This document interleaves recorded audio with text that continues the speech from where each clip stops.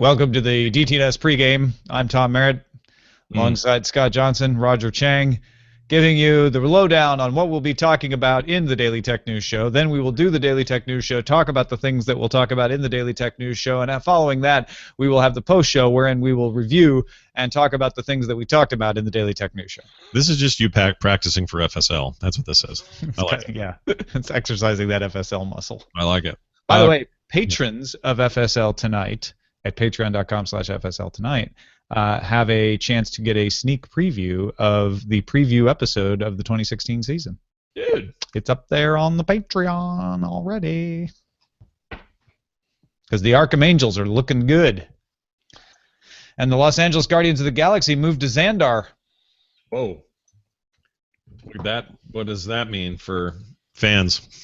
Well, that means fans in Los Angeles are upset that Xandar stole their franchise and I'm shocked. Burning all their gear. They get the Rams. Yeah, they're fine. Fine. Golden State's a little further away. Oh, I was going to say one quick thing. This Google thing, it's Keefe or is it Ki-Fi? Ooh. I was saying Ki-Fi. All right. But you know what? I don't really know. Ki-Fi. Keefe just sounds weird, but then things sometimes sound weird. According to howtopronounce.com. Yeah, I never trust that thing. Keefe? Kiffy. Keefe? Kifi. Ki-Fi. Yeah, but really? I was thinking Ki-Fi. Sure? Ki-Fi like Wi-Fi is what I was. Yeah. Keefe doesn't work. Like for what their business is, Ki-Fi is sensible. Yeah, I can't find any references to him anywhere either. How you spell or pronounce your name? So Jen tells me that was it how do you pronounce? Kefi in Italian means what are you doing? What are you doing? Oh, really? Married. However, they're not Italian. This guy says your name's pronounced Mirit. Married. Mirit. Mirit. Like he's Russian. Mirit. Sober Russian. Господин Mirit. Как дела? Johnson. All right. Johnson. I'm going to take these robot people's word for it. All right. This one. Butthole. Oh. Sorry. Where did that come from? Howtopronounce.com. All right. That was super dumb.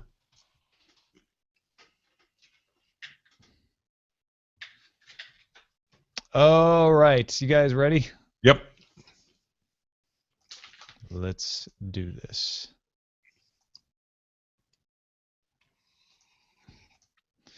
Here we go.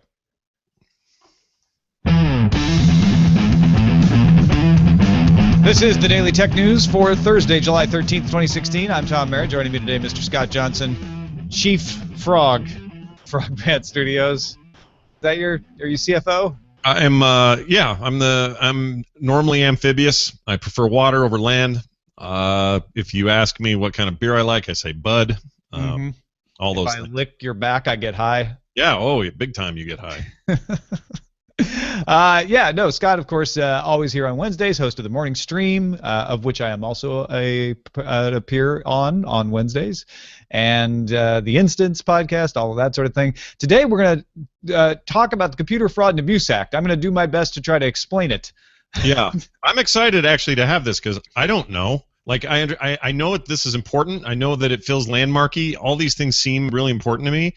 But whenever these things happen, I'm like, oh, Bitcoin and who knows? And then I go to Tom and it all makes sense. So I'm really looking forward to Professor Merritt. Well, you don't have to be a lawyer, and nor am I a professor, to understand the one glaring problem with it. There's lots of little problems with it, but there's one glaring one. We'll talk about that in light of not only that Netflix case we talked about yesterday about sharing your passwords, but a Facebook-related case that some say would make it illegal for you to visit a website. If someone told you, you can't visit my website, explicitly anymore. Anyway, we'll get to that in a minute. BitTorrentNews.com launches Monday with coverage of the Republican National Convention that involves our own Justin Robert Young.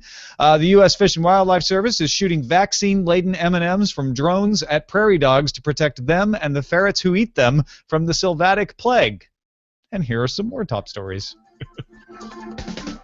Reporters who got a tour of Facebook's mobile device lab in Prineville, Oregon, are releasing their reports, and it is a cool-looking lab. May not be the first of its kind, but we're getting a cool inside look, some great pictures.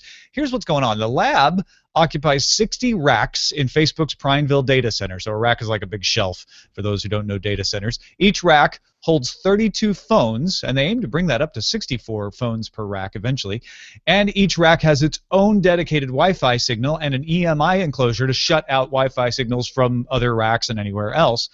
Changes to the apps Facebook, Messenger, or Instagram for either iOS or Android, actually both, are tested on all of these phones. There's about 2,000 phones in these racks.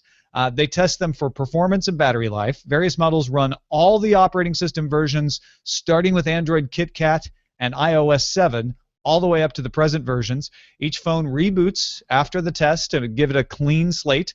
The team not only is doing this and sharing it with reporters, but they plan to open source the design of the racks and the software that drives the tests. Now, obviously, in lots of device testing, software testing, and other situations, this kind of it is nothing new necessarily. I mean, there are obviously different ways of testing lots of things. What's unique here is that they're saying, hey, look how we're doing it. And guess what? We're going to open source our method. And that'll give people a chance to contrast and compare what they're doing. And at the very least, maybe add to it or take away from it or come up with some cool forked ideas on what they're doing. I think it's totally cool. And to see all of these phones, and we're not just talking about, well, here's one iPhone with iOS 7, and here's one Android phone running this version and higher. It's every model. So there's iPhone Cs, the 5Cs, which were the short back plastic ones, all the way up to current models, and anything that ran iOS. And not even just one of each. There's a whole rack of iPhone 5Cs. So you're not like, well, that if you have just one, maybe that one has a particular glitch. They've got redundancy across the line. Yeah, it's super cool. Like the fact that they're showing this to us is, I don't know what it is about it, but I'm nerding out a little bit. It looks like some smart people sat down and said, all right, we got to figure out a way to test all this. Let's try to automate it the best we can. And they've got cable ties, like all my OCD kicks in. I'm just like, yeah, dude, this is the most organized way to test phones ever. So I say good on them, and I'm excited to see what people do with it. Yeah, TechCrunch has a write-up on this. The Verge has a write-up on this. Several other places have write-ups. And they not only have the cool pictures, but a little background about how they started by just having the software that would run on an engineer's phone, but each engineer only had one phone, or maybe at best a couple of phones they could try it on. And they needed to be able to try it on thousands of phones. That's not going to work. So first they put them all on a big board, but that took up too much room. And so they came up with this rack system. And like I said, other companies provide similar services where they run it on real devices, but Facebook opening it up and showing theirs off and open sourcing it, I think is really cool. And you may say, well, there's emulators out there too. Why not just do an emulator? But Facebook says, look, there are maybe 1% of the cases where it actually had to be running on the hardware for us to find a particular performance, what they call a regression. Yeah, I think that's so super, super cool. I'll tell you what, they really racked their brain on this one. Hey, how about this story, everyone? Google acquired the team behind Ki-Fi, startup building extensions to collect, search, and ultimately recommend content links shared on social platforms. In a Google Plus post, Google engineering director Eddie Kessler announced that the team will work on the company's recently launched group chat app, Spaces, which I've been hearing good things about.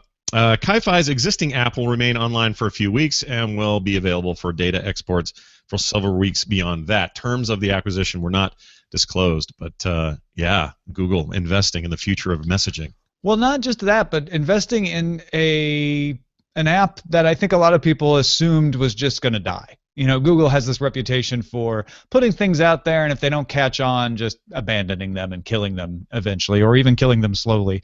We have a daily tech news show space that a few people were very excited about starting and have been operating on that. So maybe this is your impetus to go join the 115 people in there. Last post was June 30th, so the activity has started to slow down, but maybe now that it's getting some more attention, that'll pick back up.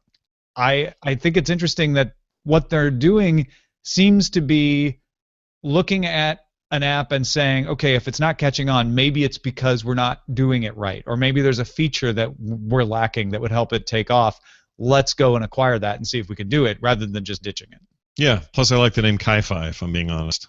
It's pretty good. Yeah. Or Kiffy. Hey, there's a lot of Pokemon Go news out there today. We'll run through some of it for you. Otherwise, they would just take over the whole show.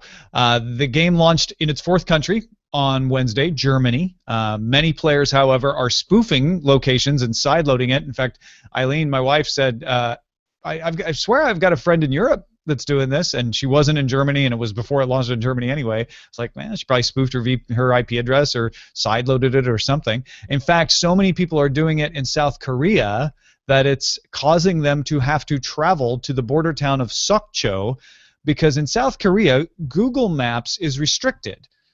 Because of the war with North Korea, they have restricted the Google Maps, but there is one place that is accidentally, I'm guessing, not classified as part of South Korea where Google Maps works and therefore can power the map behind Pokemon Go. So everyone's running to this border town to play Pokemon Go, even though it hasn't launched in Korea yet.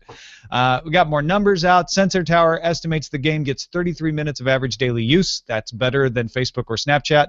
They estimate it has 15 million downloads. That seems low, though, because SurveyMonkey estimates that there are 21 million daily active users in the United States, which would make it the most popular mobile game in U.S. history. The game maker Niantic announced that it will offer sponsored locations in the games. So if you were already seeing companies saying like, hey, come in, have a coffee, play some Pokemon Go, they could actually sponsor an in-game gym or something like that. YouTuber named Travis D figured out a way to use Android emulator BlueStacks and do some GPS spoofing to allow him to wander around and play the game without leaving his house. Mind you, that does violate the terms of service, so Niantic will probably shut that down if they can.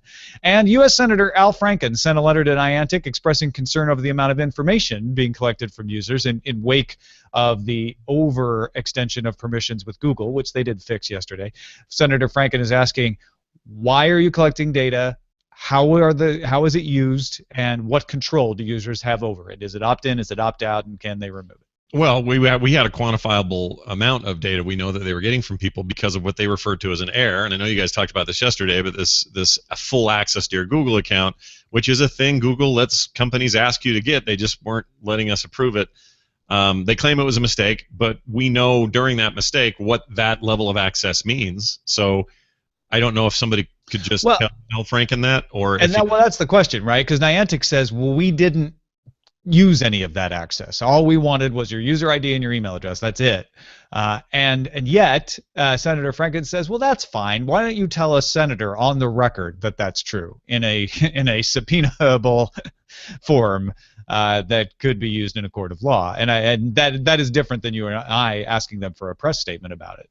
Sure. Well, the weirdness that is Pokemon Go continues to go. We'll see if there's any more stories to get eked out of this thing in the coming weeks. Xbox Major Nelson posted Wednesday that Xbox Live will now support high-quality Twitch streaming, which it did not previously do. Users will need to link their Xbox Live and Twitch accounts. You had to do this for your PS4 as well if you were doing that on there, but will be able to process their Xbox streams through capture cards or boxes. So you still be able to do that. Previously, the only way to get access to Xbox Live's network via Twitch was using the Xbox One app, which limited quality and did not allow any overlays or custom features. Yeah, so essentially, if you're a pro Twitch streamer and you wanted to stream your Xbox One game, you had to not use your overlays. You had to deal with this lower quality stream because it was the only way to do it without a lot of hackery. And now what Xbox is doing is saying, you know what, we'll let you output that stream to a capture card on a PC, and the PC isn't playing the game. All the PC is doing is taking that stream and putting it out to Twitch, so you can put on your overlays and stuff like that, and have the highest quality stream available. Yeah, ironically, well, I don't know about ironic or not, but it brought it closer to what a PC does, and it made it into a streaming device. It's more, what's it like? It's like they just, instead of making it seem like, well, the only way you're going to get this out of this is a crappy app, and for the record, that was a crappy app. It wasn't that great. So now you get to use this thing the way you're used to tying things into your capture cards, streaming it on your big rigs. This is a nice nod, a small one, but a nice nod for Microsoft and Twitch to pro gamers. I think it's great. It's only it's a nod to them. The average person who might want to start streaming on Twitch is probably not going to be able to do this without learning, right? Without doing some research. It's not something that you can easily do if you have a PC. You have to get a capture card and you have to know how to hook it up and all of that. But it does cater to that audience, and that's an important audience. I agree. Nissan launched Pro Pilot Wednesday. This is an autopilot-like feature for their cars. It's a semi-autonomous driving function meant to assist, not replace, drivers. They're making that very clear in today's climate. Pro Pilot's main feature is keeping the car at a fixed distance from the vehicle in front of it. So it's meant for a single lane.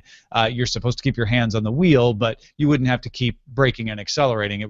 It would help keep you from hitting the car in front of you, even in congested traffic. Feature will appear first on the Serena minivan on sale in Japan in August. Reuters reports that Jaguar Land Rover is creating its own fleet of more than 100 research vehicles over the next 4 years to test recognizing obstacles, automatic braking, car-to-car information sharing, and recognizing emergency vehicles. And Fiat Chrysler is offering bug bounties of up to $1,500 for security weaknesses in its vehicles. And finally, in our auto roundup, the UK launched an open consultation this week on adapting regulation to make them more compatible with driverless vehicles. So, am I the only person, speaking of the original Nissan story, that wishes I kind of don't like this half measure stuff? And hear me out for a second. I don't know why I want a car that kind of brakes and gasses and brakes and gasses but doesn't let me take the hands off the wheel, or the ones that let me take my hands off the wheel and sort of Tesla my way through things in autopilot mode. I kind of feel like what I want really is either drive my car for me or let me drive it. Like, that's the binary choice I want.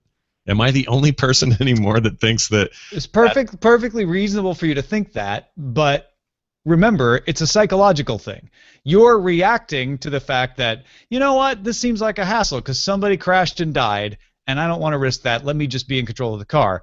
But it's no different than cruise control. You could say the same thing about cruise control. You know what? I don't like cruise control. If you're not going to drive the car for me, don't hold my speed for me. It's because I'm going to have to intervene here and press the brake. And frankly, that's how I feel about cruise control these days. I don't use it on any of the cars, and both our cars have it now.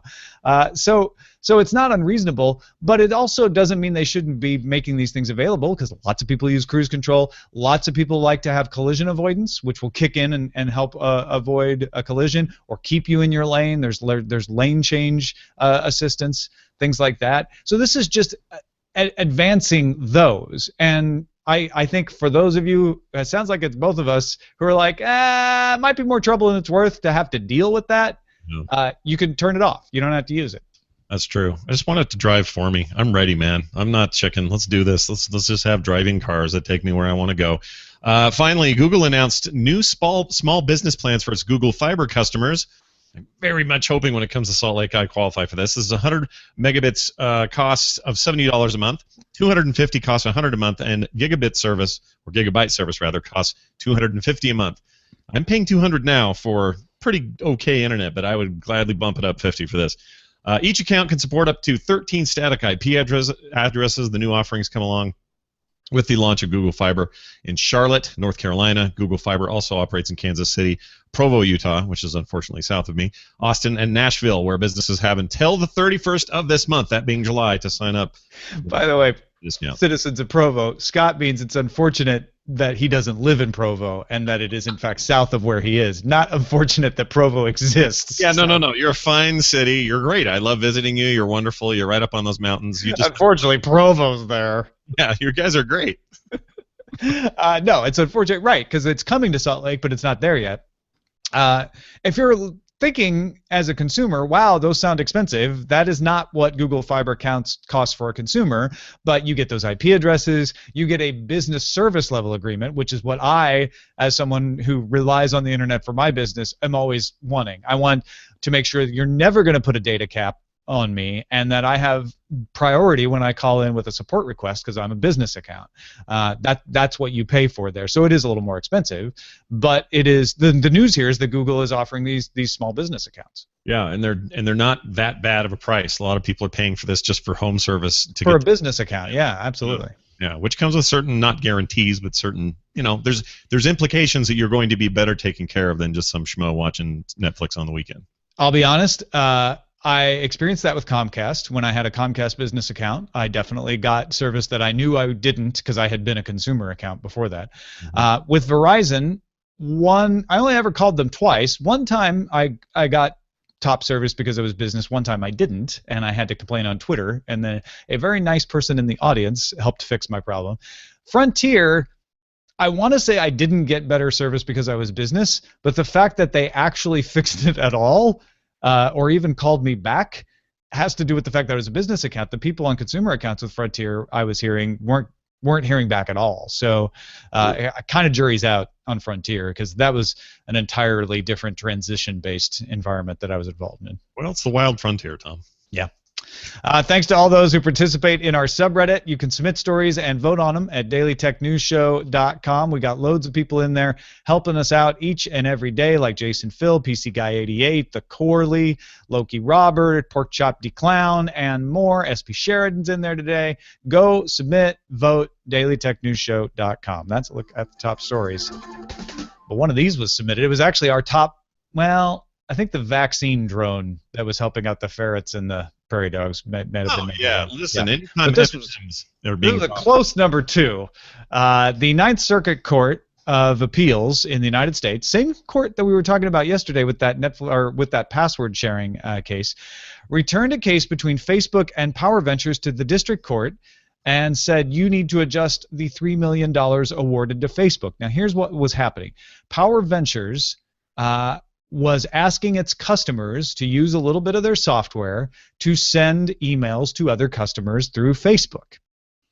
And they got, by a lower court, convicted of anti-spam violations as well as the Computer Fraud and Abuse Act. Well, the Ninth Circuit Court of Appeals said, well, you did not violate anti-spam laws, but you did violate the Computer Fraud and Abuse Act. Here's how it worked. Power Ventures would offer you a chance to win $100 if you invited 100 friends to join its service. They would then have the messages sent using the @facebookmail.com address and come from something called the Facebook team, which was a little misleading. They used software to allow members to do the scraping and sending for them. Hence, the block on Power's account alone by Facebook would not stop the behavior. That was my first question: is, well, why didn't they just, kick Power out of Facebook? It didn't matter. They could kick Power out of Facebook, but all of Power's users could still use this software, and that's what the court case is about. Facebook did block Power Ventures' IP address, trying to stop the software from working, but Power Ventures would just keep circumventing that and changing the IP. So Facebook finally issued a cease and desist, which Power Ventures ignored, and that's what the Computer Fraud and Abuse Act case is hinging on here. Because Power users clicked a button allowing communication, it doesn't violate the CAN-SPAM Act. They knew what they were doing. They were told this is what will happen. Click here if you agree. They agreed. So there were no false pretenses. That's what the circuit court said. This doesn't violate CAN-SPAM. But because Facebook issued a cease and desist saying you are not allowed to do this anymore, it was considered unauthorized access of a computer system on behalf of Power Ventures. And in fact, the judge who wrote the majority opinion said it would be like if a friend gave you a key to their safety deposit box and said, I authorize you to go open my safety deposit box and get some jewels out. And you went into the bank with a gun, and the bank said, you can't come in here with that gun. You're not allowed in the bank. You're banned from the bank. You can't then sneak in and use the safety deposit box, even though you have the authorization of your friend, because the bank said you can't come in. They're saying Facebook's the bank. Facebook said you can't come in here anymore. We don't care if it's your friend's accounts that are sending these messages. It's unauthorized access. So there are problems with that analogy, right, already, because what's happening is not that Power Ventures is going into Facebook. They're asking the friend to do something on their behalf. But the real problem here is the Computer Fraud and Abuse Act. And a lot of people are concerned that this decision will say, well, now you can point to this decision, and anytime I say, you, Scott Johnson, are not allowed to visit TomMerritt.com, if you just went to TomMerritt.com in your browser, would that mean you violated the Computer Fraud and Abuse Act and could be fined and imprisoned? Well, that's basically the fear, or that's what this sort of says. And to me, the analogy is perhaps this. telling me that I can no longer enter. I don't know. I'm trying to think of a store. Let's say a Domino's Pizza. I'm not allowed in there anymore because of an incident we'll never talk about. Well, fine. This feels like they're almost saying, and you can't drive past it or be on the sidewalk next to it because you can sort of see in there and you can sort of access it from that. Like, this gets real nebulous to me, saying that I can't visit a website or that it is illegal for me to do so. Yeah, I mean, I guess what the judge is saying, and credit to the judge, by the way, who in the decision points out that an IP address is not a person, and therefore you can't pin them for changing IP addresses because IP addresses can be shared by people. But the judge is saying you created the software, and so even though other people were running the software, you're responsible for what that software does. Right. I think that part is actually fairly sound. But whether this is a violation of the Computer Fraud and Abuse Act actually hinges on the fact that almost anything could be a violation of the Computer Fraud and Abuse Act. The Computer Fraud and Abuse Act was enacted in 1986. It has been changed many times over the years, even in the past few years. But it says, on the one hand, knowingly accessing a computer without authorization or exceeding authorized access in order to get to restricted government and defense data is illegal. I don't think you have a problem with that, right, Scott?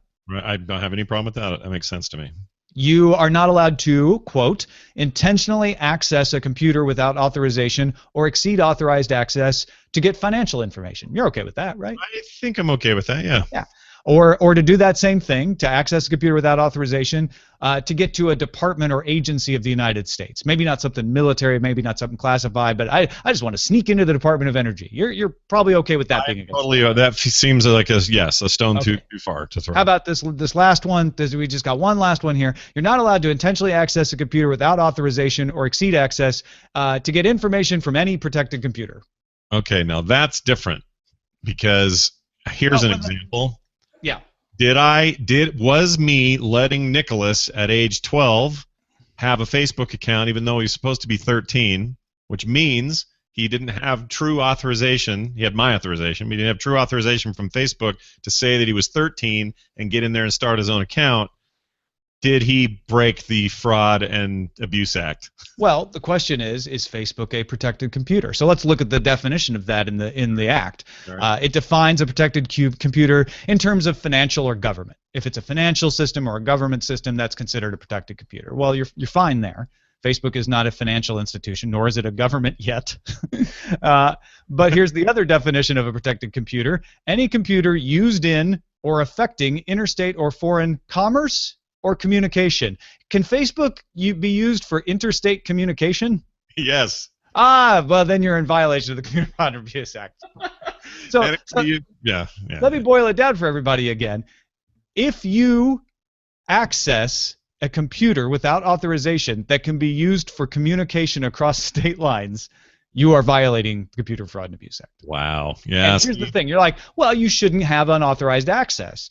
But these are the kinds of fallouts from that vague of wording is I say, I don't want anyone to visit my website. Someone clicks on a link, goes to it, they're in violation of the Computer Fraud and Abuse Act. Someone who violates terms of service, perhaps Aaron Swartz, for instance, who committed suicide in the wake of being prosecuted or the threat of being prosecuted for violating the terms of service and accessing journal articles. Should someone be sent to prison or fined large amounts of money for violating terms of service? Well, here's the bigger question. I was just looking at my phone here. I've got, I don't know, it looks like about 12 or 13 apps that specifically ask for permission to push data. Okay? So what I've got here is 12 apps, let's say, that have my permission to constantly, if not every minute or so, pull the internet for data, pull computers across state lines, communicate with them, and pull me data. Under this weird interpretation of this law, and it sounds like the most literal interpretation, so it's not like it's a weird, obscure one, I'm breaking the law constantly. Well, just having my phone on. If it's not authorized access, right, you don't know whether you're breaking the law. Although this case that we were talking about at Facebook would put the responsibility for that on the app maker. They would say it was the app maker who is doing the requesting. Right? That's why they're punishing Power Ventures and not the individuals who sent these messages within Facebook. Does at some point this become one of those laws like you can't walk your cat on Saturdays in the middle of Pennsylvania? Yeah, I mean, on the one hand, you look at most of the Computer Fraud and Abuse Act and you're like, this is meant to protect government computers and financial institutions and a few other very reasonable things that should be protected, right? That's fine. And then it has this one little phrase that sort of makes all of that irrelevant, because any computer used to communicate, as long as it's not within one state, but it's the internet, right? So any computer used to communicate across state lines, if you access it in an unauthorized manner, is subject to the full imprisonment and fines of the Computer Fraud and Abuse Act. And we should have better laws for punishing someone for unauthorized access. If I hack into an image database to look at some pictures, I should be punished. That should be a misdemeanor, right? That should be a slap on the wrist, maybe a fine of $100. I should not have to spend thousands of dollars or go to prison because I hacked into an image database and looked at some images. Right. But if you break into somebody's banking system and forward a bunch of money to your account, well, right. That's a whole different animal. And this is why that password decision where they said, well, this person getting an employee's password and using it even though they are no longer an employee and are not authorized to use it, is a violation of the Computer Fraud and Abuse Act, is causing so many people to be upset. That was the one we talked about yesterday. Now, the court case does not make it definitive that sharing a password violates the Computer Fraud and Abuse Act. So yesterday I was saying this court case doesn't mean it's illegal to share your Netflix password, but it doesn't mean it is legal either. All right. When you read the Computer Fraud and Abuse Act, it is yet to be decided in the courts. Well, I don't know. I am accessing the Netflix computers in an unauthorized manner when I'm using someone else's password, and therefore I guess I'm violating, and Netflix is in a different state than me, right? So I guess I'm violating the act. That is unreasonable, and that's maybe not how a judge would see it, thankfully, but it is a potential reading of this law. Do you think that your personal opinion that maybe that's exactly what's happening? People are leaving it alone or putting a nice wide berth around this question because stuff is changing so quickly, and since '96 you couldn't be in a more different internet world now than you were then. And as this stuff changes, it's silly to try to be definitive on this kind of case law yet, and people are just waiting for precedent to be set. That's how it feels to me. Yes and no. I mean, you haven't seen this work its way through the courts far enough, because it's only in the past 10 years that we've had the widespread use of this, of the internet, in such a way to cause these unintended effects. But when Aaron Swartz killed himself, Senator Ron Wyden, Representative Zoe Lofgren, a few other people put together what they're calling Aaron's Law, which would specifically exclude terms of service violations from the Computer Fraud and Abuse Act, as well as watering it down a little, say, look, there are minor unauthorized accesses that shouldn't be punished with prison. You shouldn't ruin someone's life because they hacked into Netflix. Yeah, plus EULAs are... we'd have to take a real long look as to what those actually are and what we're requiring people to agree to. I mean, that just opens up a huge can of worms about a whole bunch of other law that we don't even want to think about in connection to this, that has to do with how fairly or unfairly are customers or consumers or businesses being treated when they sign an end-user license agreement.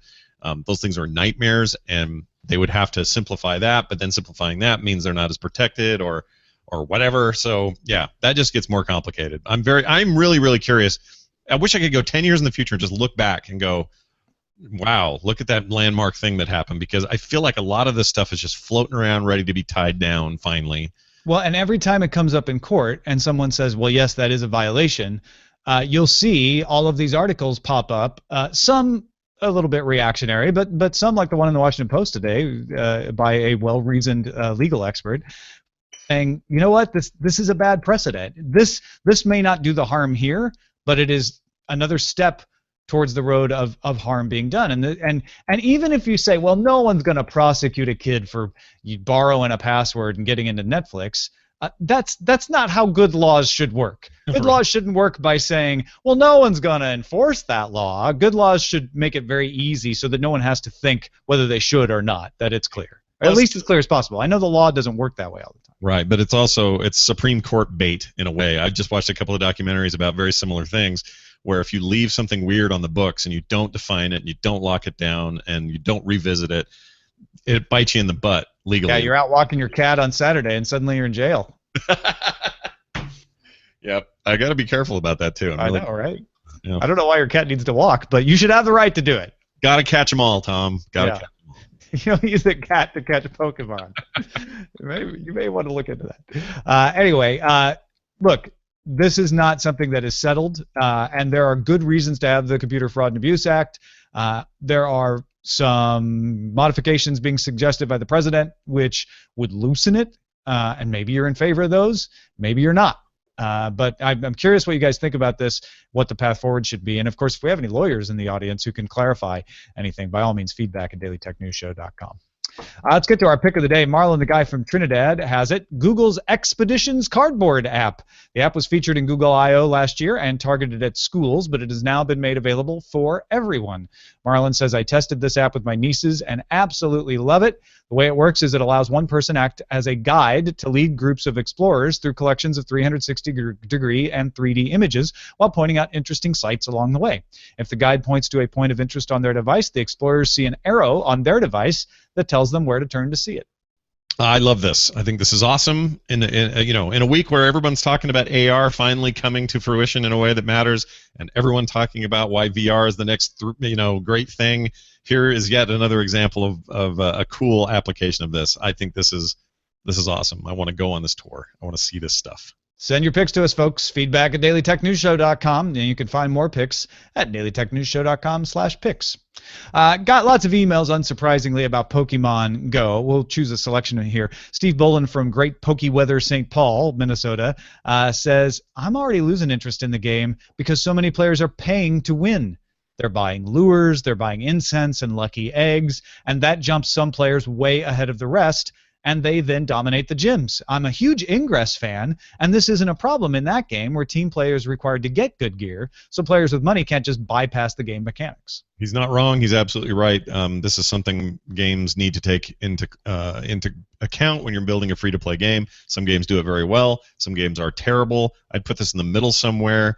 I still think it's fun and casual, and you can have a good time just collecting Pokemon. But if you want to be a serious player, and if they expand out on the whole fighting mechanics and you fighting friends and doing trades, then things get real hairy, and then the pay-to-win model starts to bite them in the butt. So they've got to be careful. And so far, it's not a great model, if I'm being honest. Yeah, Eileen got to level 5 last night when we were walking around, and she immediately went into a gym and picked her team, and then she did a battle, and she's like, oh, I don't like this. I don't like this at all. These are way too powerful. I'm like, yeah, there needs to be a better – they need to take a note from Blizzard, I hate to say it, about how to ease people in through levels that are appropriate to their gear. Not only that, but also Hearthstone is an example. Exactly. Great at free-to-play. They're really good at it. There is no pay-to-win. Sure, you could say I can spend a bunch of money and get those cards, and you have a chance of getting cards before other people. But even basic set, you can still be very competitive. So this was a chance for them to kind of tweak that. I don't know. I mean, they've still got to make money, so I don't know what the answer is. I'm not here providing a better answer to the way they've handled it so far, but completely agree with that emailer. A couple others on Pokemon Go here real quick. Brett PokeZombie Spencer says, hey, as far as longevity goes, don't forget they've only got the first generation of Pokemon, the first 250. There are hundreds to come from all the games and additional evolutions for existing Pokemon. And Raymond in Too Hot to Go Outside to Catch Pokemon, Athens, Georgia, says, wow, it's a good thing the kids aren't in school because this would cause a lot of problems for teachers.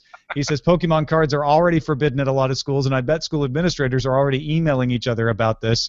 If the chat room prediction is correct, the crazy should die down by August when school starts back. Here's hoping. Yeah, if no one expects this thing to stay on an all-time high forever, but there has to be a certain point where this dies down, and I know teachers personally that are very much hoping for this. I was around some 7-year-old kids over the weekend. This is a quick anecdote, and none of them have cell phones yet. But they're all huge Pokemon freaks. They've got books just filled with mint condition cards, and they've played all the 3DS games, and they're so into it. And I said to them, look at my phone. Look what this is. Look what I get to do. And they said, wait, you get to walk around? And then they show up, and you find them? Yeah. And then they were speechless, just staring at me like I was a wizard. And I'm telling you, the minute those kids figure out how to get phones and cell plans, we are screwed. Yeah, no Pokestops in schools. Let's just make that a rule right now. Regarding the FTC punishing Warner for improper disclosure of paid YouTube videos, Dee writes, we actually had a similar issue back in the mid-2000s, if you remember, when mommy bloggers weren't disclosing that they were being paid by advertisers in their posts about their products. Problem today is no one's established when and where disclosure occurs. On YouTube, should it be in the title, or the text, or within the video? Does it need to be a 3-second card at the beginning? Does it just need to be said at some point in the video? And that's just YouTube. What about Facebook, Twitch, Snapchat, etc.? How does one even fit disclosure in an Instagram post or a 140-character tweet? My point is, this whole industry is relatively young and figuring itself out. I tend to agree. I mean, I think it's easy to get all worked up about this YouTube thing and specifically what happened with Warner. But at the same time, we don't really have great mechanisms for this yet, and the emailer is totally right. This stuff will suss itself out over time, and it may get a little ugly for a bit. There may be some people who are in real trouble for doing things that seem obviously bad and unethical, but on the whole, we're dealing in different territories, so I think we need to be a little bit more ready for the slow implementation of whatever this is going to be in the end. Well, yet another Daily Tech News show comes to a fantastic close. Thank you, Scott Johnson. What do you got going on? Well, in the spirit of fantastic closes, I would like to recommend people check something cool out. So I created a coloring book for adults and kids. It's based on a bunch of art I've done over the last 15 years on my comic strip, Extra Life. A lot of people out there, listeners here included, have bought the actual collection book. And many were saying, hey, you should do a coloring book. Take some of these images, put them in a book form, and let us color this stuff. It's soothing. It's relaxing. It's all these things. So I did, and it's up there now, frogpants.com/store. It's right there. It's inexpensive. People really seem to be enjoying them, and if you're into that sort of thing, well, then by gum, I got you covered. That's frogpants.com/store, and for everything else, I'm on Twitter at Scott Johnson. Just a reminder, folks, the show is brought to us by you. If you have not donated to the show, you should thank someone else who has, because that's why we're here. If you're willing to help us, head to dailytechnewsshow.com/support. You can buy a mug, you can buy a t-shirt, you can donate through PayPal, or you can support us on an ongoing basis on patreon.com/DTNS and get access to some perks like the DTNS listeners Slack channel full of the analyst level supporters at DTNS. If you want just the headlines, subscribe to our new show, Daily Tech Headlines. Get the tech news of the day in less than 10 minutes. That's at dailytechnewsshow.com/subscribe, and just scroll down to Daily Tech Headlines, or you can search for Daily Tech Headlines in your podcast app of choice. Our email address is feedback@dailytechnewsshow.com. You can give us a call, 512-59-DAILY. Catch the show live Monday through Friday, 4:30 p.m. Eastern at alphageekradio.com and diamondclub.tv. And visit our website, dailytechnewsshow.com. Back tomorrow with Justin Robert Young. Talk to you then. This show is part of the Frog Pants Network. Get more at frogpants.com. Diamond Club hopes you have enjoyed this program. Excellent show. Excellent. What should we call it? Can you hear me? I can. Yay. Awesome. All right, that's How did amazing. that happen? There's I your don't know. time. Can you hear me? Maybe we shamed it. Maybe. Episode 2808. Can you hear me? There. Good.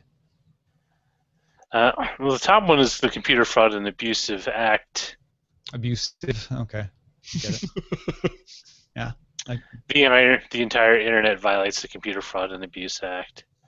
I'm looking for something funny. A walled garden with a moat and alligators and guys with crossbows?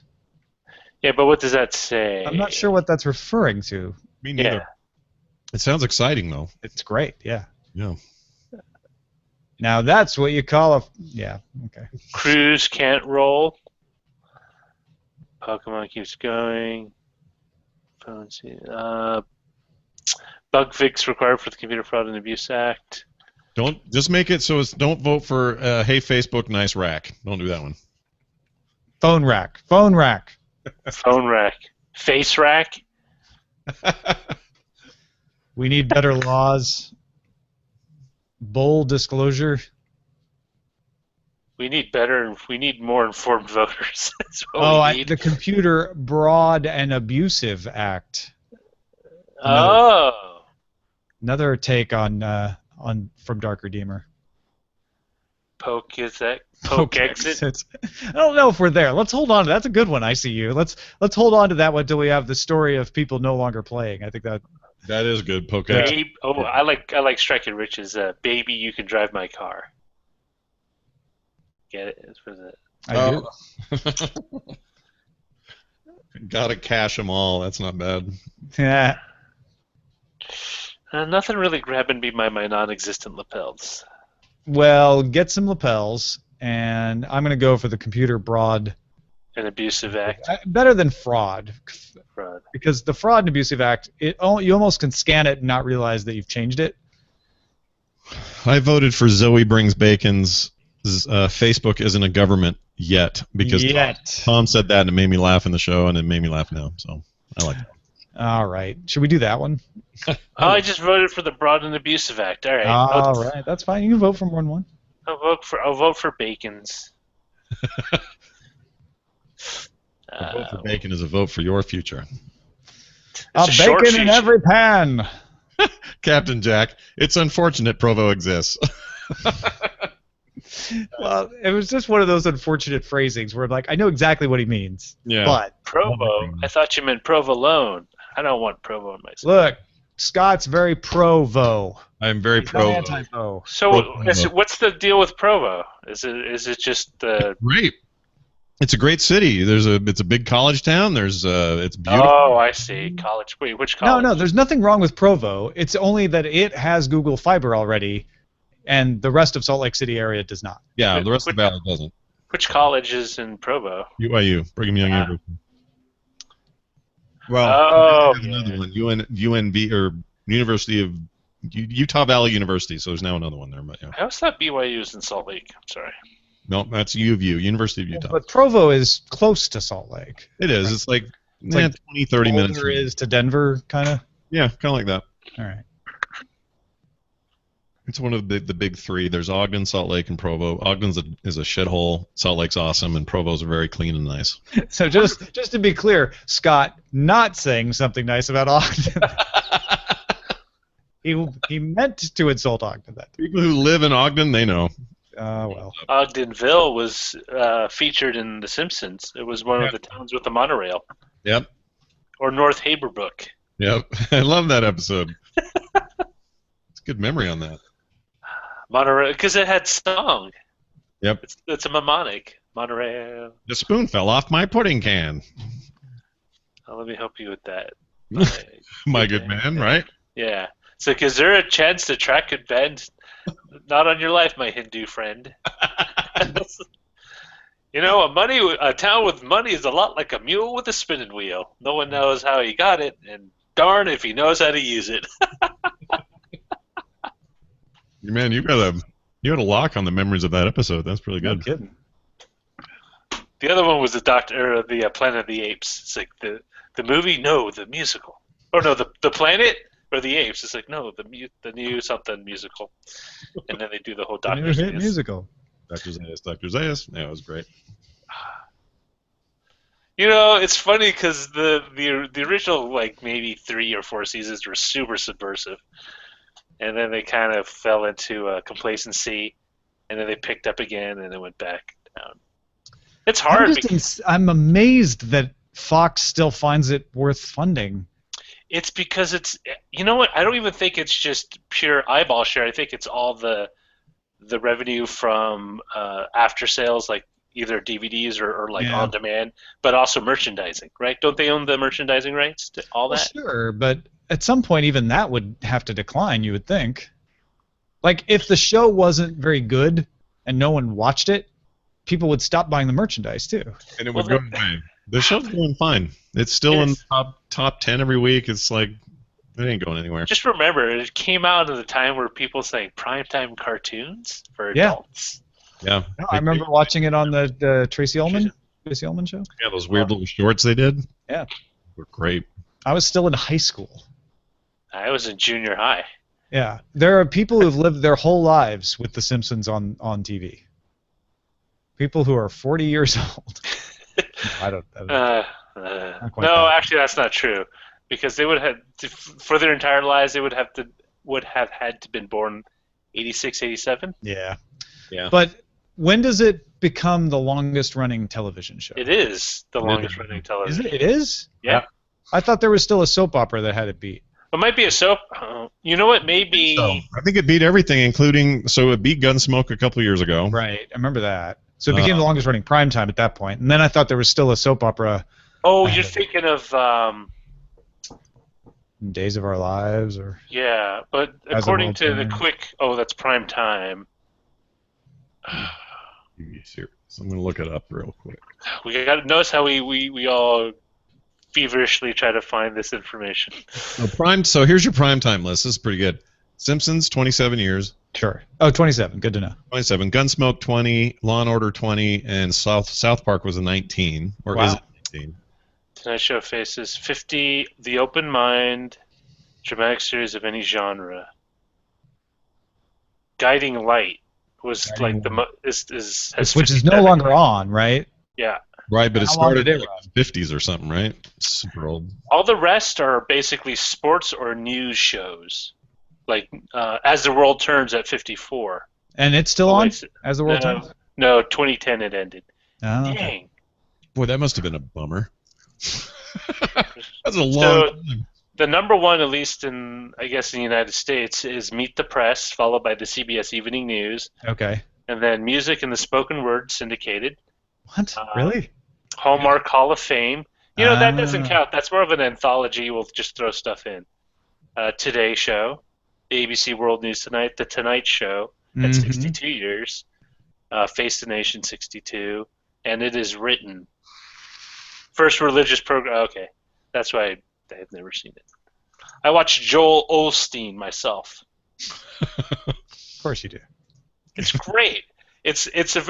I watch it not only because I'm a very religious man, as Tom knows, but also because I'm fascinated at the role that not just religion, but like evangelical movements, and how they often cross over into a lot of the motivational and self-help kind of areas of your life. Sense.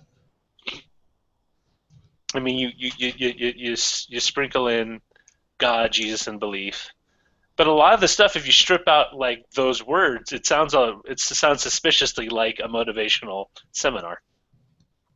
Oh my gosh. Criminal Minds, Grey's Anatomy is still airing? Yes. What? Yeah.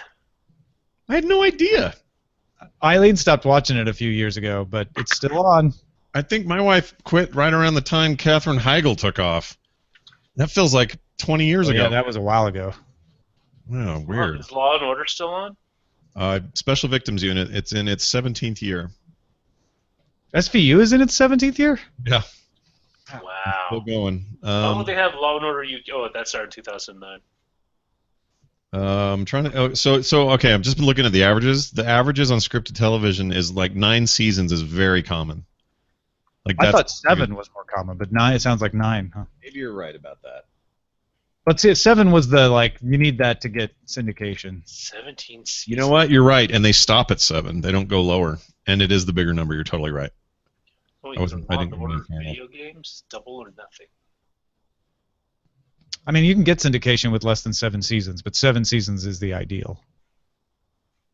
I love reading the order of these. That may not be right. I may just be making that. No, that's not true because Star Trek, the original series, is only 2 seasons. Yeah, no, I'm saying you could still get syndication without that many seasons, but generally they like it because you can really amortize the cost of buying into it.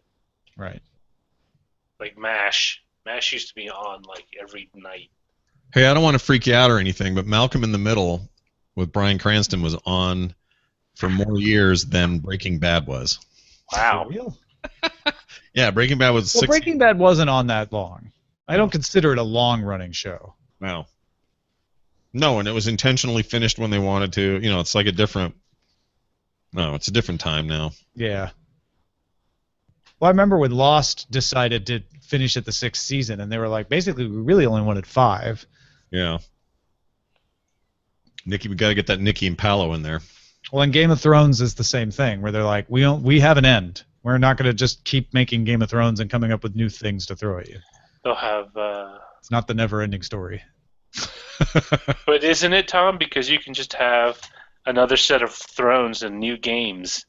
Well, aren't they doing a spinoff? Sure, that's what the head of HBO is saying to Benioff and Weiss. It's like we Come spent. on, just come up with new games for the Thrones, you know. I'm wondering what they're going to do because with the Brexit, they don't get that grant from the EU. Yeah, but just film it in New Zealand. Brexit hasn't even been triggered yet, and after it's triggered, it takes 2 years.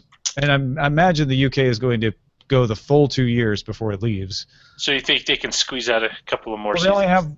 They're shooting this year the second to last season. They have a total of 15 episodes left. That's it.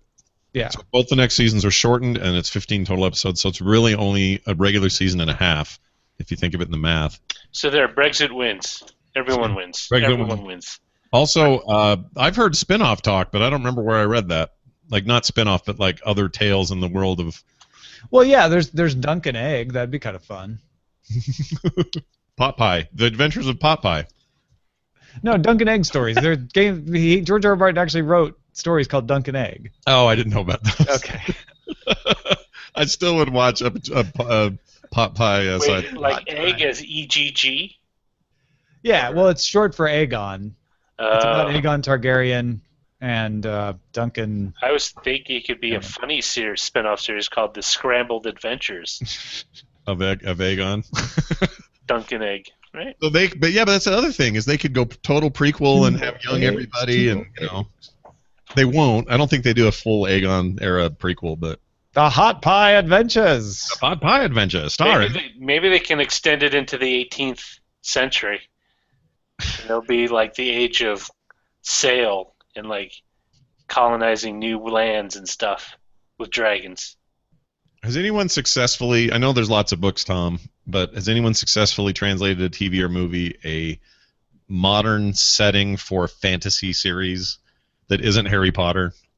Oh, like I know comic books, but I don't know any. Yeah, like TV series or movies, modern, like Elf Punk. Yeah, yeah. Oh wait, you know what? What was the one that? Wait, do you count like what was the what was the Charmed? Like shows like Charmed or Buffy the Vampire Slayer? Oh yeah, Charmed's a good example. Supernatural. Supernatural. Yeah, but I'm talking like the well, maybe what I'm asking for is too specific. Like I want the archetypes of knights and paladins and wizards and orcs and. Have you seen Once Upon a Time? Oh, the Dresden Files, but it was only on for a season. The one I'm thinking. Yeah, those are actually decent examples. Now that you say it. Once Upon a Time is actually. I want a spin-off, and this could just be a book. I want a spin-off of A Song of Ice and Fire, Game of Thrones, that is that world in a post-industrial age, like a computer age. So like Westeros and Essos have advanced technologically. They now understand when winter is coming. They have a meteorological computer that can tell you that. Like, what does that world look like when it gets all of the technology we have today? So this is the one crux of the issue with that, and I understand because I used to have like a strong interest in like, what if you take all this kind of magical fantasy tropes and you brought them into a more contemporary setting where you had automobiles, airplanes, and stuff like that.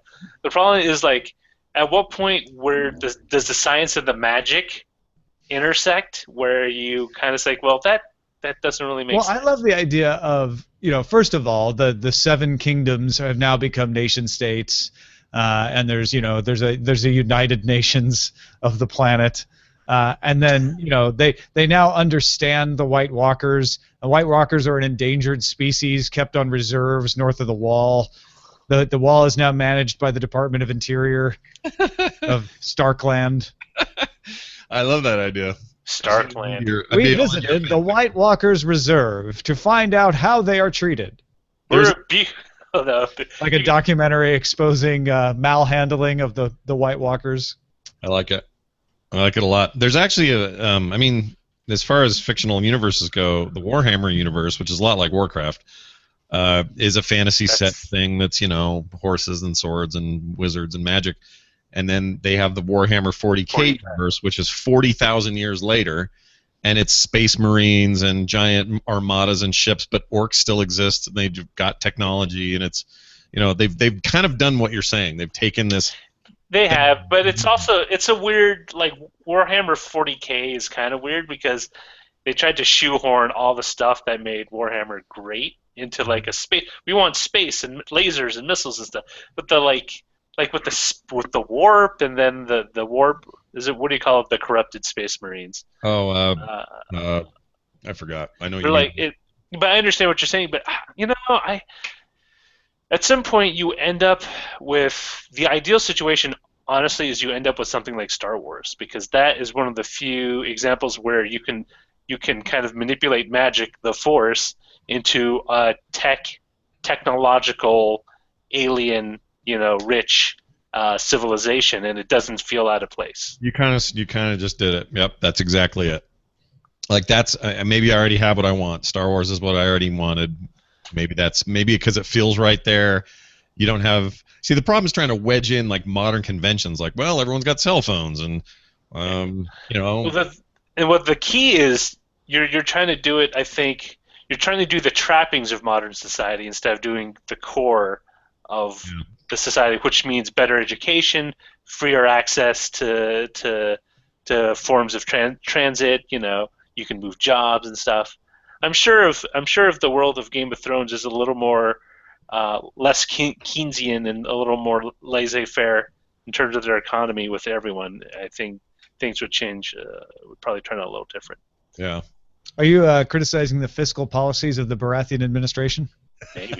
Maybe if they harness the dragons like Clydesdales and use them for like events like a Christmas event where they just pull a large carriage around, you all clap. I'd be all in on that. Signing up. Because really, you don't really see a use for large draft horses anymore, other than showpieces, which is kind of sad. Oh, and also Ren Fair. People use them for jousting. Have you ever seen them? They put the homemade armor on it and stuff, and they charge at each other. Wow. It's a lot of money for something that happens about once a year. I used to have a neighbor kid that would do that on his bike. He would have fake armor and a jousting stick, and him and his buddy would go at each other on the street. That was always fun to watch. All right, well, we've solved that, so I'm going to take us off the air. Star Wars.